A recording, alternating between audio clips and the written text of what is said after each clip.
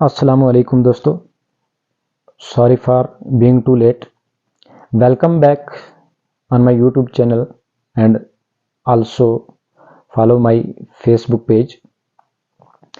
तो हम जो आज पढ़ने जा रहे हैं कि हमने आज किस चीज़ के बारे में पढ़ना है, हम इस चीज़ के बारे में जानेंगे कि इंडिया का जो कॉन्स्टिट्यूशन है, जो हमारे मुल्क भारत का जो आइन है, संविधान है, कानून है, वो कब बनाया गया और क्यों बनाया गया और कानून की हमें क्यों ज़रूरत थी।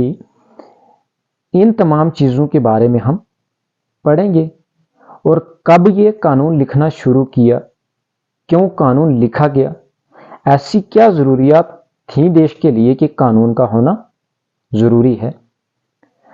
तो हम इन तमाम टॉपिक्स के ऊपर स्टेप बाय स्टेप एक एक करके हम पढ़ेंगे कि कानून क्यों ज़रूरी है। हमारे इस डेमोक्रेटिक देश के अंदर कानून की क्या ज़रूरत थी और क्या क्या तरीके अपनाए गए और क्यों अपनाए गए और क्या कानून क्यों देश के अंदर लाया गया। तो जब हमारा देश अंग्रेज़ों से आज़ाद हुआ 15 अगस्त 1947 में, तो उस वक्त हमारे देश के दो टुकड़े हो गए, दो हिस्सों में तकसीम हो गया। कौन कौन से वो दो हिस्से बन गए?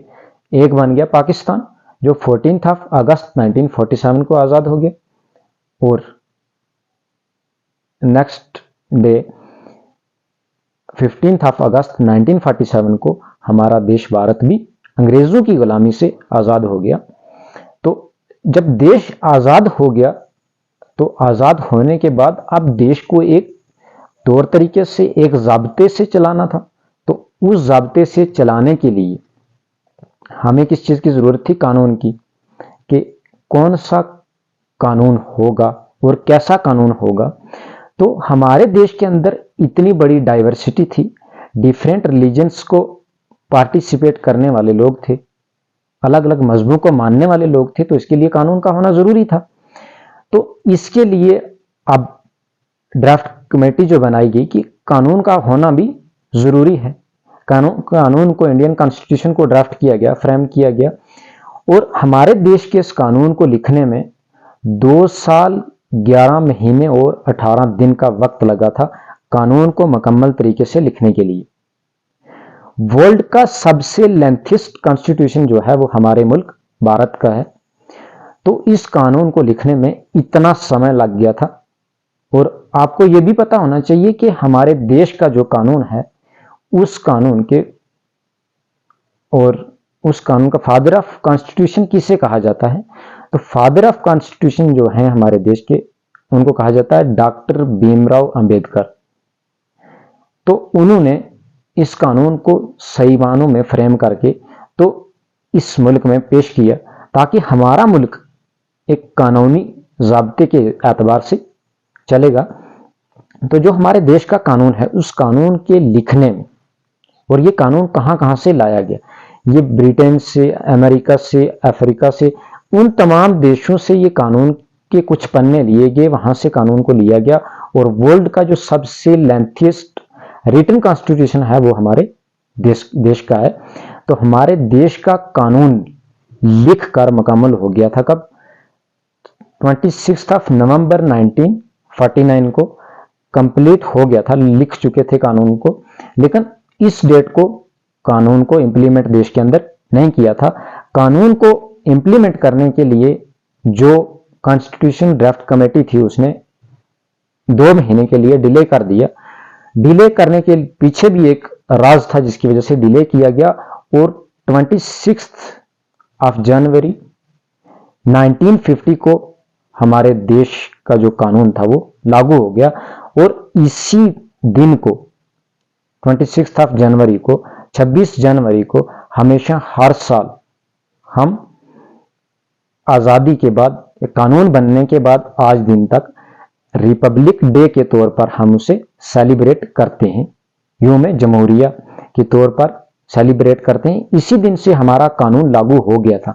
जो 26 नवंबर 1949 को कानून को डिले किया गया था कि इस दिन हम कानून को देश के अंदर लागू नहीं करेंगे। उसके पीछे भी एक राज था कि महात्मा गांधी जी ने जो मूवमेंट चली थी, उस मूवमेंट का एक राज था, उसके बारे में भी हम डिटेल में पढ़ेंगे। लेकिन ये जो कानून इंप्लीमेंट किया गया वो 26 जनवरी 1950 को हमारा आइन जो था वो हमारे देश में लागू हो गया। तो उसके बाद कानून का लागू होना इसलिए जरूरी था कि मुख्तलिफ किस्म के मजहबों के लोग मानने वाले जो लोग यहाँ रह रहे थे वो किस हिसाब से देश के अंदर रहेंगे, किस हिसाब से वो अपने मजहब को सेलिब्रेट करेंगे, कैसी जुबानें बोलेंगे, क्या लिबास पहनने उन्होंने, इन तमाम चीजों को मद्देनजर रखते हुए हमारे जो देश की ये कानून कमेटी थी बनाने वाली, तो इन्होंने कहा कि हमें कानून इस तरीके से बनाना है कि जितनी भी जो ये डाइवर्सिटी है, मुख्तलिफ किस्म के मजाहिब के लोग मानने वाले लोग हैं और अलग अलग जबान बोलने वाले लोग हैं, अलग अलग कल्चर है, अलग अलग रस्म और रवाज है लोगों का, उसी हिसाब से हम कानून को फ्रेम करेंगे। उसी हिसाब से कानून को बनाया गया और उसी कानून के एतबार से आज हमारा देश चल रहा है। तो बदलते वक्त के साथ कॉन्स्टिट्यूशन में अमेंडमेंट होती रही, कानून के अंदर तरमीम होती रही, नए नए कानून लाते गए। हम पूरे कानून के इस पन्नों के बारे में पढ़ेंगे, डिटेल में पढ़ेंगे कि कब कानून में तरमीम की गई, क्यों तरमीम हुई है और क्यों इनकी जरूरत थी तरमीमों की कि ये तरमीम किया जाए इस कानून के अंदर। तो इस तरीके से हमारे देश का एक खूबसूरत कानून बनाकर हमारे सामने पेश किया, जिस कानून के दायरे के अंदर रहकर हम तमाम चीजों को सेलिब्रेट कर रहे हैं। और हम पढ़ेंगे इसमें प्रीएम्बल के बारे में, सिटीजनशिप के बारे में, फंडामेंटल राइट्स क्या हैं, डिस्क्रिप्टिव प्रिंसिपल्स क्या हैं, इन तमाम चीजों के बारे में हमने पढ़ना है। एक एक करके हम पूरे कानून के पन्नों को समझेंगे, पढ़ेंगे कि कानून का होना हमारे लिए क्यों जरूरी है। अगर हमारे पास कानून ना होता तो इस डेमोक्रेटिक देश के अंदर ये जो इतने मजहबों को मानने वाला ये देश है, ये देश कैसे चल पाता। तो इसके लिए कानून का होना जरूरी था।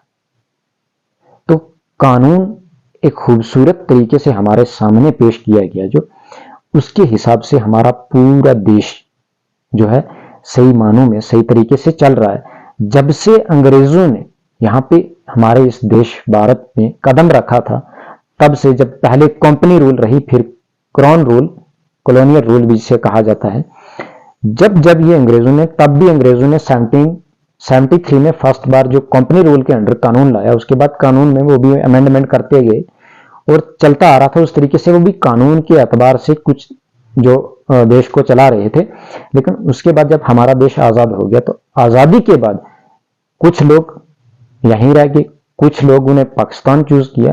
तो इस वजह से अब हम जो यहाँ रहे, अब लोग कैसे वोट करेंगे, क्या क्या उनको राइट्स मिलने चाहिए, किन किन चीजों पे राइट्स मिलने चाहिए, कैसे वो अपने जज्बात शेयर कर सकते हैं, कैसे वो कानून को मानकर कानून के सामने किस तरीके से अपनी जिंदगी को चलाएंगे, बिताएंगे, ये तमाम चीजें कानून के अंदर लिखी गई हैं। और हमारे इस कॉन्स्टिट्यूशन में जिस खूबसूरती से लिखा गया है, हम इस कॉन्स्टिट्यूशन को बड़े ही खूबसूरत अंदाज में नेक्स्ट पढ़ते जाएंगे और समझेंगे कि वाकया ही कानून ने हमें हर तरफ से हिफाजत हमारी की है।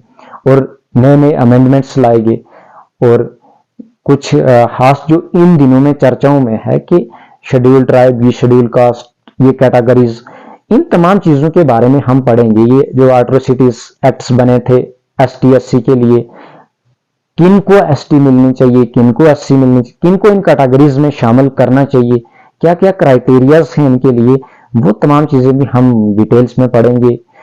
उसके बाद जो अमेंडमेंट्स होते गए, 73rd अमेंडमेंट, 74th, जैसे पंचायत म्यूनिसिपैलिटीज के, इन तमाम चीजों के बारे में जो कानून के अंदर, कानून के दायरे में लिखी गई हैं, उनके बारे में पढ़ेंगे। गवर्नमेंट कैसे रूल करेगी, गवर्नमेंट के पास कौन कौन सी पावर है, प्रेसिडेंशियल पावर जो है, प्रेसिडेंशियल पावर, उनके बारे में भी हम पढ़ेंगे कि प्रेसिडेंट के पास कौन सी पावर है, जुडिशरी का क्या काम है। ये तमाम चीजें हमारे कानून के पन्नों में लिखी हुई हैं। और बाबा भीमराव अंबेडकर बाबा साहब ने जो ये लिखा था कानून, तो इस कानून को हम बड़े सही अंदाज में, सही मानों में समझेंगे और पढ़ेंगे और कोशिश करेंगे कि हम इस पूरे कानून को आसान भाषा में, आसान लफ्जों में समझ पाए। कानून की ही खूबसूरती के साथ हम अपने इस जो रोजमर्रा की जिंदगी है उसको बिता सकते हैं। कानून के दायरे में रहकर हम अपने मजहबों को सेलिब्रेट कर सकते हैं। तमाम जो चीजें कानून के दायरे में रहकर हमारे पास हैं, हम उन्हें मान जान सकते हैं कि किस तरीके से अपनी जिंदगी को कानून के मुताबिक ही, हमारे देश के इस कानून के मुताबिक हम गुजारेंगे। तो बहुत सारे कानून के पन्नों के अंदर जो कानून लिखा गया है, उस कानून के अंदर जो आर्टिकल्स वगैरह जितने धाराएं लिखी हुई हैं, जो आर्टिकल्स लिखे हुए हैं, वो कहीं ना कहीं जो हमारा जो शरई कानून है, वहां से भी कुछ ना कुछ चीजें जो हैं, बहुत सारी चीजों को ऐड किया गया है। जैसे कि हमने कानून पढ़ा है, मैं अपने अंदाजे के मुताबिक कह रहा हूं कि हमारे देश का जो कानून है, उस कानून के अंदर हमारे जो शरई कानून है उसकी भी बहुत सारी चीजें ऐड हैं कि किस तरीके से हम अपनी जिंदगी को बिता सकते हैं, वहां से भी लिया गया। क्योंकि हमारे कानून के अंदर जितने भी आर्टिकल्स हैं वो बाहर के मुल्कों से भी लिए गए, जो बाहर के ममालिक थे उनसे ऐड किए गए। तो इस वजह से हमारे वर्ल्ड जो मुल्क का कानून है, वर्ल्ड का सबसे लंबा कानून है, सबसे मुश्किल कानून है, लेकिन बहुत इजी भी है पढ़ने में। और इसे हम सही तरीके से पढ़ने की कोशिश करेंगे और समझेंगे कि कानून ने हमें कितनी मेहनत से, कितने खलूस के साथ हमारी हिफाजत की गई है कानून के अंदर।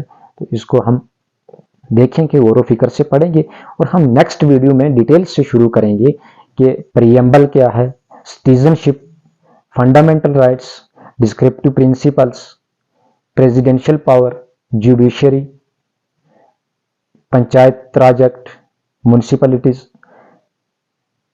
Parliament system, Lok Sabha, Rajya Sabha, assembly system, union territory, ये इन तमाम चीज़ों के बारे में हम स्टेप बाय स्टेप डिटेल से ज़रूर पढ़ेंगे। तो जितना कुछ हमारे कानून के अंदर लिखा गया है उसे पढ़ना हमारे लिए ज़रूरी है और हमारा जो कानून लिखा गया है, इस कानून के बारे में हमें जानना भी ज़रूरी है कि हमारा कानून क्या कह रहा है और हमें कानून के ज़ाब्ते में रहकर अपनी ज़िंदगी को कैसे संवारना है, कैसे चलना है। तो इस तरीके से हम ये पूरा डिस्कस करेंगे और मिलते हैं नेक्स्ट वीडियो में।